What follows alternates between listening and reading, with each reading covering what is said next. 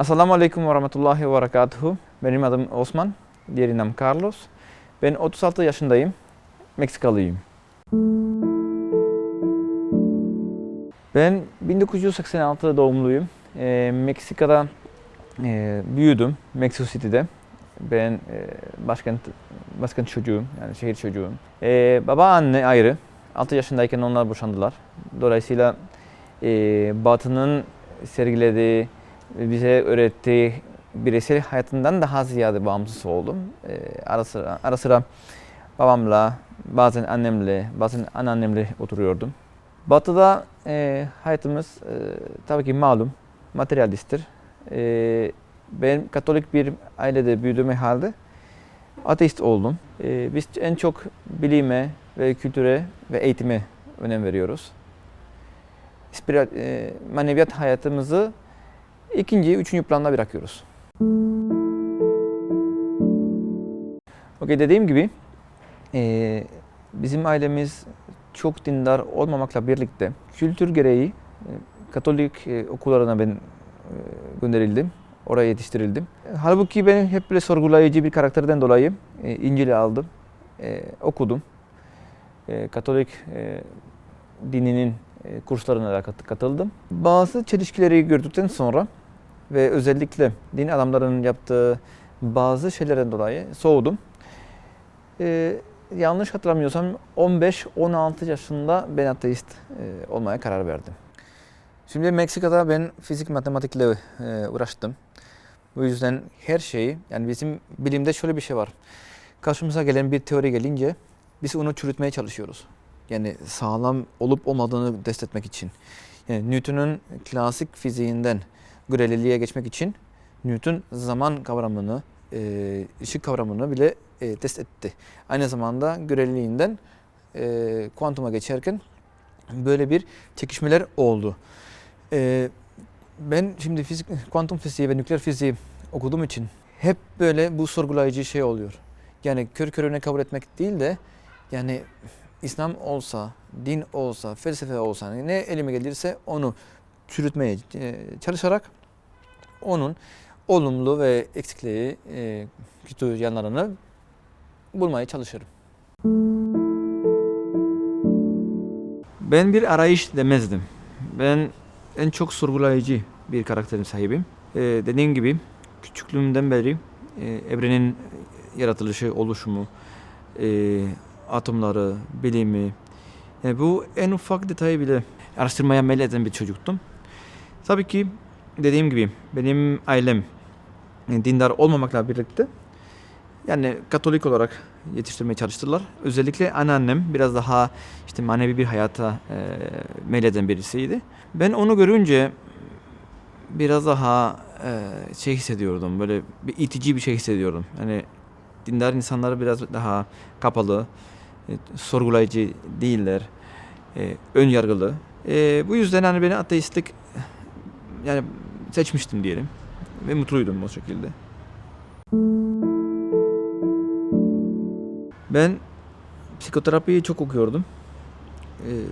Carl Jung'un ekolojisini incelerdim. Yani hayatta mutlaka acı ve ıstırap olacağını biliyordum.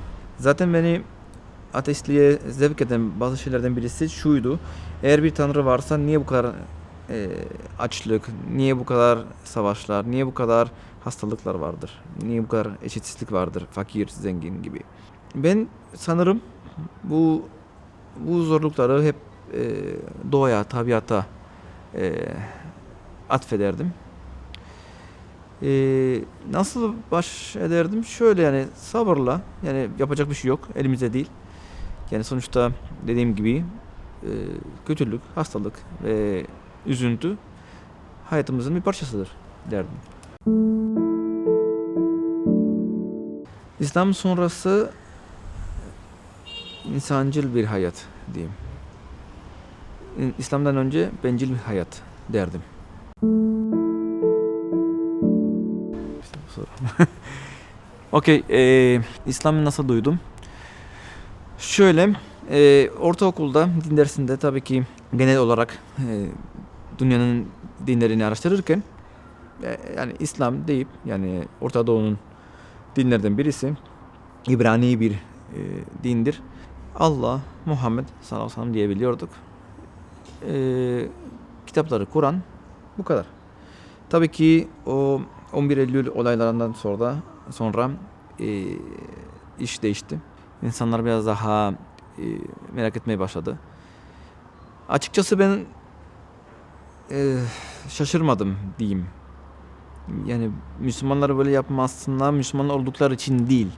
Yani dindar insanlar genelde böyle yapar diye düşünüyordum. Gerekirse Yahudilerin Siyonizmi olsun, gerekirse Haçlı seferleri olsun. Hep böyle din adına en büyük savaşlar yapıldığını biliyordum. Lakin bu kez bana yakın, yaşadığım dönemdeki bir olay olarak bu 11 Eylül olayları ister istemez böyle bir görüntü yarattı benim gözümde. Yani sakallı, sarıklı, fistanlı insan teröristtir diye. Ve tabii ki onun arkasında gelen Saddam Hüseyin'in zulmü diyeyim, Osama Bin Laden'in ve Afganistan'daki halleri. Yani bunu görünce tabii ki insan biraz daha olur. Sadece ateist değil de dini karşıtı da olur. İlk izlenim bu oldu. Ama dediğim gibi herhangi bir şekilde İslam'ı araştırmaya ihtiyacı duymadım. Ne zaman duydum İslam'dan böyle tam direkt olarak? 2007'de olması lazım. O zamanlarda tek başıma yaşıyordum. Yaklaşık 20-21 yaşındaydım. İnternette birkaç kişiyle tanıştım. Tanışma hikayesi şöyle. Bir gece yani ben alkol aldım yanıma. İçiyordum. İçerken o zamanlarda işte Facebook yani Twitter gibi platformlar yoktu. High Five diye vardı. High 5 diye geçiyordu Türkçe'de. Orada tanıştım. Birkaç tane arkadaş. Onlar Türk olduğunu söylediler. İngilizce konuşuyorlardı. Bu arkadaşlar İstanbul'da oturuyorlardı. 3 kız, 2 erkek. Ama şimdi siz daha iyi bilirsiniz Türkiye'de olduğunuz için. Yani dinle alakalı olmayan arkadaşlardı. Zaten aynı dairede duruyorlardı. Tabii ki onlar da alkol içtiklerini söylüyorlardı. Webcam açtık ve görüştük. Güzel bir muhabbet de oldu. Nerelisiniz sordum da onlar Turkey dediler. İşte Türkiye.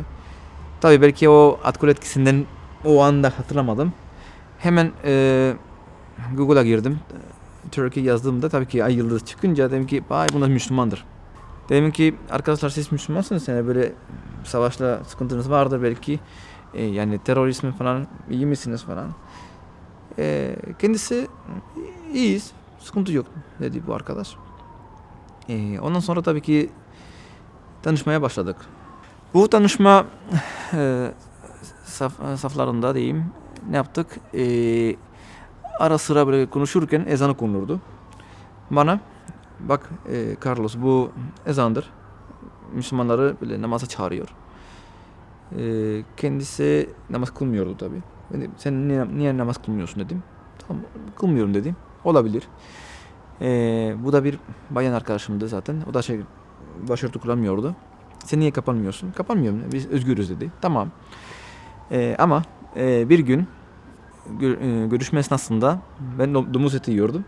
Ben dedim ki ey arkadaşlar siz Meksika'ya gelirseniz ben bunu size yedireceğim. Çok güzel bir şey. Kendisi o zaman yemiyoruz. Haramdır diyor. İşte tam bu nokta beni ateistliğe götüren şeylerden birisiydi. Yani yere gelince Müslümansın, yere gelince ateistsin. Yere gelince Hristiyansın, yere gelince şeysin. Yani bağdaşmıyordu. Dedim ki arkadaş sen yani Müslümanım diyorsan bir yani sorumlulukların var. Yapman gereken şeyler vardır. Yok ateistim, inanmıyorum, yapmak istemiyorum diyorsan ateist ol yani sorumluluk yok benim gibi yani.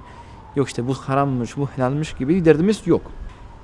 Tabii ki orada bir çatışma değildi. Biraz daha böyle hararetli bir münazara başladı. Ama yine de biz soruyorduk. Yani niye böyle yapıyorsunuz, hayat nasıl diye. Onlar da dil döndükçe anlatıyorlardı İngilizce olarak. Bu arkadaşlarla tanıştıktan sonra tabii ki bir merak oluştu. Ama çok fazla değil yani böyle kütüphaneye gideyim. Yani bu İslam nedir yani bir arayış içindeyim böyle Müslüman olmak istiyorum diye bir derdim yoktu. Zaten benim gözümde dinler hepsi aynı. Bir kere ben geceleyin, gece yarısında kendi kendime düşünüyordum. Dedim ki ya ben Müslüman olsam nasıl olurdu? Ya Müslüman olsam ne gibi fark olabilir? Bir de şöyle bir şey vardı. Ben küçükken bütün dinleri deneyerek ve bazen küfrederek deniyordum, hani eğer bir tanrı varsa yani mutlaka yani benim yapacağım hakaret kabul etmeyecek bir şekilde müdahale edecek diye. Mesela bazen Katoliklerin yaptığı ayın esnasında böyle papazın böyle bulunduğu yere çıkardım mesela. Ya da adamlar dua ederken ben de böyle bağırırdım, yani bir şey yapardım. Bu kez o gece yarısında dedim ki tamam, hadi ben sana bir de fırsat vereyim şey. Allah dedim. Ben hatırladığım kadarıyla dedim işte Müslümanlar doğuya doğru secde ediyorlar. Ben de secde edeyim dedim. Secdeye gittim ve şöyle bir dua ettim. Yani böyle bir cümle söyleyeyim, yani dua sayılmaz. Ya Allah, ben gerçek olduğunu görmek istiyorum. Benim hayatımda bir değişiklik olsun. Yani ben bu ülkeden çıkmak istiyorum. Türkiye'de yaşamak istiyorum. Yani bir şekilde senin var olduğunu, senden bir kanıt bekliyorum. Sonra ey Allah, eğer sen gerçek değilsen zaten yani aptal gibi yani secde ediyorum şu anda. Ama gerçeksen bana bir işaret gönder, bir şey, yani kendini belirt diye. Kalktım secdeden. O anda bir mesaj geldi benim telefonuma. O zaman WhatsApp yok, işte SMS mesajı. Baktım şu Türk arkadaşlar. Nasılsın? Seni özledik. Nasıl, ne yapıyorsun? Bir de gece yarısıydı Meksika'da. Diyor. Ya göreceksin bir gün Türkiye'ye geleceksin, burada kalacaksın falan böyle gibi bir şey yazdılar. Ben biraz böyle tesadüf gibi gördüm. Ama yani tamam, hadi bakalım bir işaret olarak algılayayım dedim. Sonraki gün Google'a girdim ve İslam Meksika'da yazdım. İlk gelen sonuca girdim. Hiç böyle bir şey okumadan iletişime geçtim. Benim ismimi, yaşımı doldurdum. Ben Müslüman olmak istiyorum dedim. Gönderdim. 2 gün sonra beni biri aradı. Kendisi İspanyoldu. Yani sen böyle bir e-mail yazdın. Niye Müslüman olmak istiyorsun? Ya bir deneyeyim dedim. Demek istiyorum, öğrenmek istiyorum dedim. Tamam. Falan yerde, falan saatte buluşalım, konuşalım. Tamam dedim. Bir cuma akşam buluştuk. Kendisiyle tanıştığımda o da Müslüman olduğunu söylemişti. Yani sonradan Müslüman olduğunu söyledi. Tabii ki bir şeyler anlatıyor böyle İslam'la alakalı. Ben sadece he deyip geçiyorum. Ama bana dedi ki bak Carlos, sen çok nasipli bir insansın. Bizim büyük hocamız burada. Mexico City'de. Bir gel görüştüreyim dedim. Tamam, sorun değil. Gittik. İşte o eve girdik. Hepsi böyle fistanlı, sakallı, takeliydi. Ben dedim ki eyvah. Nereye girdim? Neyse. Ama bu arkadaşlar iyi davrandılar. Sonraki o hoca efendi dedi ki işte sen koyunların arasında bir kurtsun. Sen böyle farklı olacaksın. Allah seni seçmiştir. Yani şimdi İslam hayatın başlamıştı gibi bir şey demişti. Bir akşam namazından sonra gel dedi. Görüşelim. Tamam dedim. Evime gittim. Onların tarif ettiği şekilde abdest aldım. Döndüm. Akşam namazı kıldık. Ben ona taklit ettim tabii ki. Sonra bir halaka oluşturduk. İşte adam diyor ki yani sen böyle Allah bir olduğuna, Muhammed sallallahu aleyhi ve sellem son peygamber olduğuna inanıyorsan Müslümansın. Tamam, kabul ediyorum dedim. Herkes böyle işte Allahu Ekber diyor. Tek şaşırmayan bendim orada. Ama yani herkes beni öptü falan, bir şey yaptı yani. Çok tuhaftı. O zaman bana Osman ismi konuldu. Ve bu Şeyh Efendi, Hoca Efendi önceden Müslüman olduğunu söylemişti. O da eskiden anarşist bir şeydi falan. Yemeğe oturduk, yemek yedik. Kendi nasıl Müslüman olduğunu anlattı. Ve dediğim gibi bu cuma akşamdı. Dedi ki bak Osman, haftaya cuma Meksika'nın güneydoğusunda olan medresemize gideceğiz. Orada döneceğim. Normalde orada oturuyorum dedim. Sen de gel. Yani 15 gün, bir ay bizde kal, öğren. Tamam, olabilir dedim. Ama o cuma günü bir toplantım vardı, yani benim eski hayatıma alakalı. Eğer bunu iptal ettirebilirsem gelirim. Yoksa artık ne zaman fırsat olursa dedim. Ayrıldık. eve dönerken biraz böyle başım döndü. Biraz farklı hissettim. Bu Müslümanlar benim yemeğime bir uyuşturucu kattılar diye düşündüm. Çünkü biraz böyle halüsinasyon gibi görüyordum. E, Metroda bir tane adam girdi ve içimden bir ses, bak bu Müslüman olmayanın bir yüzü dedi. Ben o adamı görünce çok tuhaf görünüyordu ve sağa sola baktım, insanlar böyle değişik görünüyordu. Ben de şaşırdım. Sonra yürüdüm, evime gittim. Tam girmeden önce kendi kendime, ben babama söylemeyeceğim yani Müslüman olduğumu. Yine o ses içimden, bak sen Müslümansın, gerçeği söyleteceğiz. Yani özellikle söyleteceğiz cümlesine dikkat ettirmek istiyorum. Evime girer girmez babam, sana bir şey söylemem lazım dedim. Neymiş, işte Müslüman oldum. Tamam, hayırlı olsun dedi. Ya başka bir şey değil. Ama ben normalde söylemeyecektim. Bu ikinci işaret diyelim. Sonra o hafta içinde bu toplantıyı iptal etmeye çalıştım. Görüşeceğim kişiye ulaşmaya çalıştım. Bir türlü olmuyordu. Perşembe günü yine bu hoca efendiyle görüştüm. Yarın geliyor musun diye sordu. Bilmiyorum dedim. Ben iptal ettiremedim dedim toplantımı. Ama bir şey olursa gelirim dedim. O da ya, yarın gelirsin dedi. Tamam. Evime gittim ve ilk defa böyle Müslüman olarak elimi açtım ve dua ettim. Dedim ki ya Allah, ya ben senin dinini öğrenmek istiyorum. Yani böyle bir fırsat var karşıma çıktı. Gitmek istiyorum. O medreseye gideyim, bir şeyler öğreneyim. Bunu bir şekilde iptal ettir dedim. Elhamdülillah Rabbil Alemin dedim. 10 saniye geçmeden telefon çaldı ve o kişiydi. Çok iyi dedim, süper. Benim bunu iptal ettireyim dedim. Açtım. Yine bu kişi benim söyleyeceğim sözler aynı sırasında söyledi. Yani bizim buluşmamız gerek yok. Artık yani bir yere gideceksen gidebilirsin. Yani bu iş iptal dedim. Ben şaşırdım. Dedim ki yani benim söyleyeceklerim bu söyledi. Aynı şekilde biraz böyle korkmuş gibi oldum. Dedim ki ya Allah, sen gerçekmişsin sanki yani öyle dedim. Ve sabahleyin bu adamla buluştum ve gittik Güneydoğu'ya.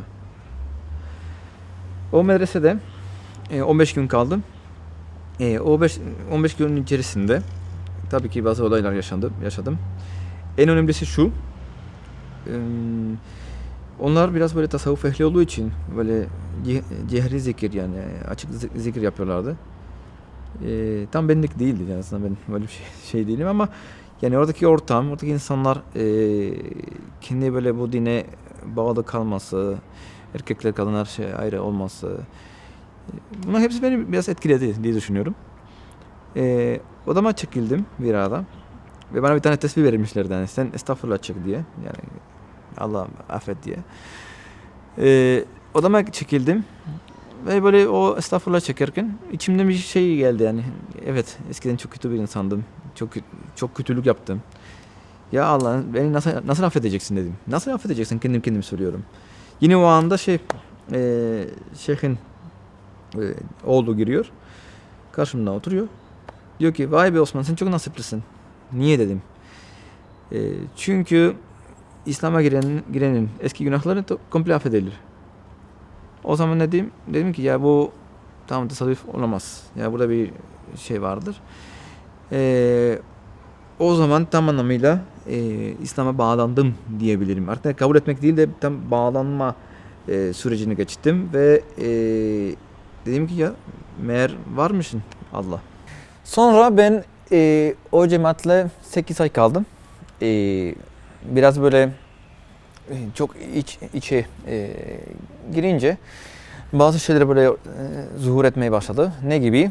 Arkadaşlar işte sen Osman bırak şu üniversiteyi, bırak aileni, ailen Müslüman değil. Yani eğer bir emir gelirse aileni bile öldürmen gerekebilir gibi sözler vardı. Yani cihat açısından şey yapıyorlardı. Ben yine de tamam işte ben burada öğrenmeye geldim dedim. Bir öğreneyim. Onlar Maliki mezhebiydi. Abdülkadir Es-Sufi şeyhlerine bağlıydı. Cape Town bir tane cemaati. Beni tek soğutan şeylerden birisi şuydu. Benim öğrenmemi istemiyorlardı. Yani böyle araştırıp böyle fıkıh kitapları, Kur'an'ı anlamamı istemiyorlardı. Tabii ki Allah'ın kaderi. Onlar da 8 aydan sonra ayrıldık. Ayrıldıktan sonra yine babamın evine döndüm. İnternette araştırarak bir tane seccade buldum. Seccademiz yoktu orada yani. Hacı malzemesi satan dükkan yok yani Meksika'da herhalde. Namazlarımı bir tane havluyla kılardım. Bu seccade bulunca hani ben alayım dedim. Satıcı Meksika'ya göç eden sıradan bir Türk. Bu Mustafa abimiz dediğim kişi. Karısı Meksikalıydı. 3-4 ay önce Meksika'ya gelmişti. Tanıştık. Ben dedim ki ya bak şimdi Müslüman oldum. Birkaç tane Türk arkadaşım vardı vesaire. Hani bir tanışalım, bana Türkçe öğret vesaire. Biraz Türkçe öğretti. Olduğu kadar. Çünkü adam Sivaslıydı, yani Şiveliydi. Ama ondan sonra beni bir tane kültür merkezine götürdü. O kültür merkezinde Türkçe öğretiyorlardı. Orada 6 ay, 7 ay Türkçe öğrendim. Oradaki arkadaşlar dediler ki istersen biz seni Türkiye'ye bir aylık göndeririz yani böyle kurs olarak. Tamam dedik. O zaman ikinci Ramazan'ım Türkiye'de yaşadım. Türkiye'deki ilk izlenim şu oldu. Gece yarısında geldim diye hatırlıyorum ya. Gece 2, gece 3 Ramazan'da dediğim gibi. Beşiktaş'ta kaldık öğrenci evinde. İlk dikkatimi çeken şeylerden birisi şuydu. Pide kokusuydu. Yani ekmek kokusu vardı. Ve tabii ki şöyle bir şey oldu. Eskiden Meksika'da benim namaz saatlerimi bilmek için ezan sesini indirmiştim. Ama ilk defa böyle ezan böyle canlı canlı duymak çok etkileyici oldu tabii ki. Hani cildim diken diken oldu diye hatırlıyorum. Bir de çok böyle aşikar böyle hiç böyle utanmadan böyle okunması mükemmel bir şeydi. İlk orucumu tuttum Türkiye'de. Tabii ki Meksika'da bir Ramazan geçmiştim. Onu anlatacağım. İftar geldi. Tamam iftar yapıldı. Sonraki adım Sultanahmet'te ilk teravihim kılmaktı. Ki teravihte şöyle bir şey yaşadım. Meksika'dayken bu İspanyol cemaatiyle Ramazan'ı geçirirken şöyle bir şey adet varmış. Teravih namazı hatimle kıldırılıyor. Yani bana şöyle dediler. Ramazan Kur'an ayıdır. Biz teravihte Kur'an'ı komple şey okuyoruz. Tamam sıkıntı yok dedim. Geldik işte bir teravih 4 saat sürebilirdi. Adam mübarek yani yavaş da okuyor yani. Sultanahmet'e giriyoruz. Tabii ki bir sürü kişi var böyle dop dolu vesaire. Ve adam başlıyor Fil suresi okumaya. İmam Fil suresi okumaya başlıyor. Alam tera keyfe feale rabbuka. Böyle başlamıyor dedim işte neyse. 1, 2, 3, 20 rekat kılındı. Bir de vitir namazı da eklendi. Oldu yarım saat. Arkadaşın yanına gidiyorum diyorum ki ya bu nedir? Bana diyor ki evet çok uzundu dedi. Çok enteresan. Neyse. Böyle bir ay geçti. Tabii ki camileri gezdik. Eyüp Sultan Hazretleri'ni ziyaret ettik. Müslümanlar arasında böyle olmak hoşuma gitti. Ve orada bir tane Kenyalı ya Tanzanyalı bir arkadaşla tanıştım. Ya sen burada nasıl kaldın? Yani burada nasıl okuyorsun dedi, sordum. Bana işte yabancı özel sınavı var. İstersen sen gir, burada okuyabilirsin dedi. Ben Ramazan 2008'de gelmiştim. Eylül, Ekim'e kadar. Ekim'de Meksika'ya döndüm. Tabii ki burayı beğendiğim için ve artık hayatımda bir yani sıfırlanma böyle sıfırdan şey yapmak istediğim için Türk Büyükelçiliğine gittim ve US'e başvurdum. Vize onaylandı. O zaman Şubat 2009'da döndüm. Sınav Nisan'da olacaktı. Bütün dershaneler bitmişti, kurslar bitmişti ama biraz sayısalcı olduğum için Meksika'da bütün matematik, fizik ve mantık konulara baktım ve Trabzon Üniversitesi tuturdum. Türkçe öğretmenliği bölümü Ve orada 2009-2013'e kadar okudum. Şimdi Türkiye'ye geldikten sonra üniversiteyle birlikte tabii ki ben İslam ve Müslüman hayatımı devam ettirmeye ne deniliyor? Kararlıydım diyeyim. Kararlıydım. Aslında ben buraya gelip imam olmak istiyordum. Yani biraz daha tamamen İslam'a yönelmek, din adamı olmak istiyordum. Ama Türkçe öğretmenliği tutunca tabii ki oraya gittik. Neyse. Ama yine dışarıda birkaç tane kitap okumaya başladım. Trabzon Merkez Kur'an kursuna gidiyordum okuldan önce ve sonrası. Biraz hafızlık yapmaya çalıştık. İster ilmihal olsun, tefsir olsun ne varsa elimde okumaya çalışıyordum. Tabii ki biraz daha resmi, biraz daha böyle düzenli bir eğitim arıyordum. Bu yüzden 2012 olması lazım. Üniversitenin 3. sınıfta olması gerek. Ben medrese hayatı başladım. 3,5-4 sene İslam ilimleri öğrendim. Medrese bittikten sonra tabii ki biraz daha ilim aldığım için din adamından ziyade biraz daha tasavvuf hayatı yaşamaya başladım. Cübbe giydim, sakalımı uzattım, sarık da takıyordum. Hayatımı komple ilme vakfettim. 2016'da Meksika'da bir tane medrese açmıştım. Dernek de aynı şekilde. Nice insanlara İslam'ı anlattık. Müslüman olanlar da oldu. Yani imamlık yapıyordum, Arapça okutuyordum, ilmihal okutuyordum. İnsanlara biraz daha İslam'la alakalı bilgi veriyordum. Zamanında Meksika Senatosu'ndan çıktım ve Latin Amerika'nın temsilcisi olmuştum. 4 sene böyle devam etti. Tek tepki şu olmuştu. Yani tamam kabul ediyoruz, bir şey demeyeceğiz ama sen içkiyle ne yapacaksın? Yani sen çok içkicisin yani. Ne yapacaksın dediler. Hallederim dedim o kadar. Müslüman olduktan sonraki değişimler. Tabii ki kötü alışkanlıklarım vardı. En başta alkol. Onu baş etmek kolay oluyor. Yani şöyle, hani bu işareti aldım ya, ben hani Allah'ın gerçek olduğuna inandım ve kabul ettim. Belki ben de biraz inatçı kişiyim. O konuda hani bir yola girdiysem komple gireceğim gibi bir karakterim olduğu için onu bırakmak için kolay oldu. Yani alkol, sigara ve gerekirse uyuşturucu artık söz konusu değildi. Ne değişti mesela? Biraz daha hümanist oldum. Biraz daha insanlara düşünmeye başladım. Araştırmak meselesi biraz düştü. Artık biraz daha tevekküle geçtim. Yani tamam her şeyi sorgulamayayım. Belki bu kötü olabilir ama şöyle komple yani kör körüne kabul etmek değildi. Yani bazen yani Allah'a payını vermek meselesi. Yani bu da bir Allah var yani yapmak gerek yok yani çok fazla zorlamak gerek yok gibi. Yiyecek tabii ki yemekler çok değişti. Dikkat etmeye başladık. Helal yemeye başladık. Namaz kılma biraz daha hayatımı düzenine soktu. Başka ne olabilir? Giyiniş tarzı. Eskiden benim uzun saçım vardı. Küpem de vardı. Hatta bunu söylememiştim herhalde. Ben müzisyendim. Rock grubum vardı. 13 yaşından 20 Müslüman olana kadar gruptaydım. İşte tırnaklarım siyah, burası siyah. Böyle saçım böyle uzundu. Tabii ki biraz daha efendi giymeyi başladık. Çevremizde dikkat ettik. Konuşma tarzına da dikkat ettik. Ve aynı zamanda sanki biraz daha ümit olmaya başladı. Hani çünkü ateistken şöyle bir şey var. Her şey biteceği için biraz nihilist olursun. Nihilist ne demek? İşte her şey böyle hiçbir şey anlamı yoktur.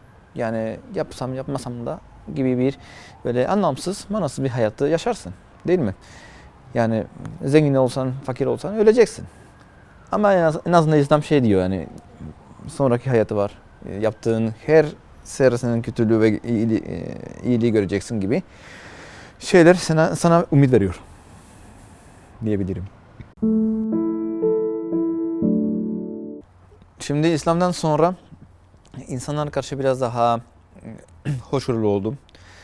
Onları insan olduğu için kabul etmeye başladım.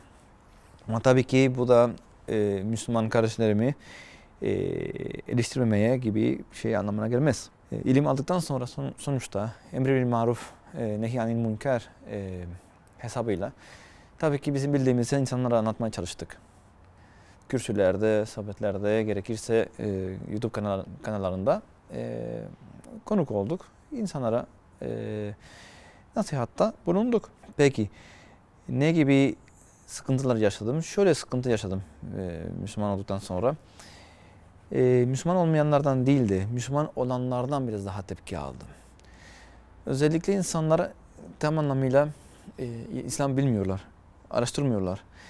Yani kendi kendimize soralım. Kaç kişimiz tefsir okudu, ilmihal okudu? Hadis kaç tane biliyoruz? Arapçasını biliyor muyuz? Arapça okuyabiliyor muyuz? Namazda okuduğumuz duaları biliyor muyuz? Değil. Bakarsın İmam Efendi böyle çok yanık bir sesle Yasin-i Şerif okuyor. Teyzeciğimiz oradan ağlıyor.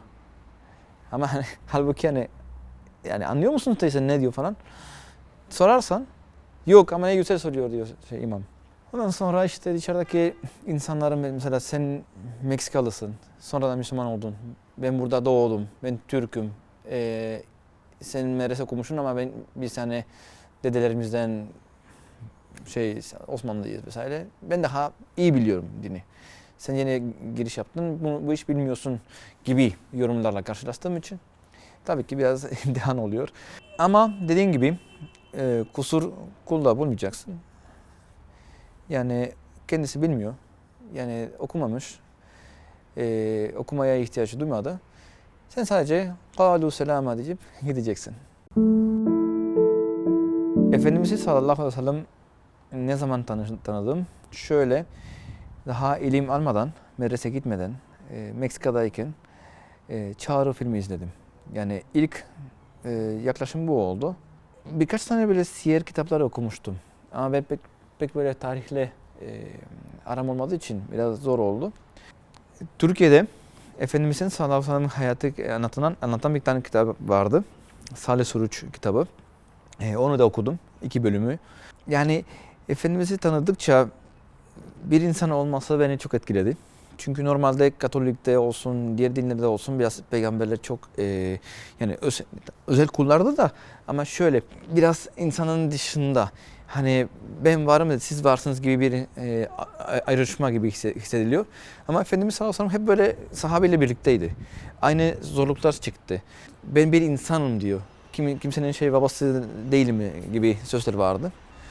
Özellikle Efendimiz sallallahu aleyhi ve sellem Hazreti Hatice'nin radıyallahu anh vefatında ne kadar ağladığını okuyunca ilk defa bir kitap okurken gözyaşı dökmüştüm diye hatırlıyorum. Normalde çok etkilenmiyorum bu tür şeylerden. Efendimizin sallallahu aleyhi ve sellem mesela Miraç gecesinde hani ümmet için beş namaz indirilmesi ve bütün bu hadisler beni çok etkilemişti diye hatırlıyorum. Ben şimdi bunu sürekli arkadaşlar söylüyorum. Yani ibadette böyle aslında sevmek gibi bir söz konusu değildir. Sonuçta askere giden birisine soramazsın yani sen nöbet tutmayı seviyor musun? Silah doğrultmayı seviyor musun? Değil. Senin görevindir bir kere. Bu yüzden tam sevme diyemem. Sadece şöyle diyebiliriz. Hani eski hayatıma göre biraz daha tat katan ibadet ne olabilir? Allah-u Teala Kur'an-ı Kerim'de diyor ki bilen ve bilmeyen hiç olur mu? Bir olur mu diye. İlmin farz-ı kifaye olmasa hoşuma gidiyor. Öğrenin. Allah-u Teala'nın sıfatlarını öğrenin. Kur'an öğrenin, fıkıh öğrenin. Yani o mesele çok hoşuma gitti. Çünkü mesela diğer dinlerde Yahudilikte biraz da var ama özellikle Hristiyan ve Katoliklikte yok. Hani senin dinin uzmanlığı öğren, fıkhını öğren, akidesini öğren gibi bir dert yok ve gerek de yoktur. Yani hep böyle papaza yükleniyor. Sen sadece yani bir din mensubu olarak gidersin, ayını yaparsın tamam. Ama bizde her Müslüman aslında her fakih, muhaddis, müfessir olması gerektiğini beğendim. İslam'ı kabul ettikten sonra en çok zorlandığım şeylerden birisi şu. Müslümanlar kendi cehaletini kabul etmemeleridir. Müslüman deyip her şeyi doğru yapıyorum demeleridir. Benim insanlara tavsiyem her zaman öğrenin, okuyun.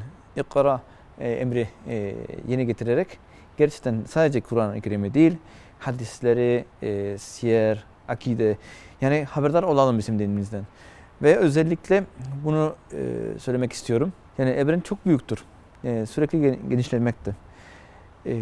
Bizim o evrende bir nokta bile değiliz. Yani bizim şahsi ideolojilerimiz, şahsi tutumlarımız kesinlikle İslam'ı lekemeyecek bir şekilde yaşamamız gerektiğini düşünüyorum. Yani senin bir tutum varsa kendine dursun ama senin o tutumundan dolayı İslam zarar görmesini istemem. Yani nasihatim bu olurdu. Her türlü ideolojiden yani uzak durun diye. Şimdi insanlara ne öneririm? Söylediğim gibi sorgulamak önemlidir. Ama sorgulamakta da kesinlikle bizim kendi düşüncemizi yansıtmak şeklinde değil. Biraz objektif olmak ve insanların yani İslam öğrenmesi lazım. Yani hoca olun yani demiyorum. Hoca olun demiyorum. Lakin eğer sen İslam'ı savunacaksan, eğer sen İslam'ı bir şekilde insanlara tavsiye edeceksen, insanların bir şuur olması lazım. Yani bir İslami şuuru olması lazım.